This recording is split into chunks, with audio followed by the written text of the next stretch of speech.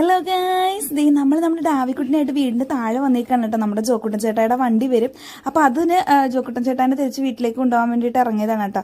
ഇങ്ങനെ വന്നില്ലെങ്കിലും കുഴപ്പമില്ല, നമ്മുടെ ചേട്ടായി വീട്ടിലേക്ക് വരും.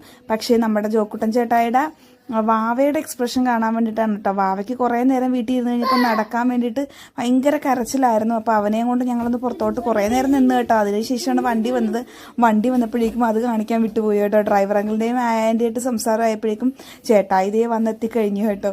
അപ്പോഴത്തേക്കും നമ്മുടെ ജോക്കുട്ടൻ ചേട്ടായിനായിട്ട് തിരിച്ച് വീട്ടിൽ പോവുകയാണ്. അപ്പോൾ ഞങ്ങളെ കൊത്താൻ വേണ്ടി താറാവ് വന്നപ്പോഴേക്കും നമ്മുടെ ചേട്ടായി കുട കൊണ്ട് ഓട്ടിക്കുന്നതാണ് കേട്ടോ നമ്മൾ കാണുന്നത്.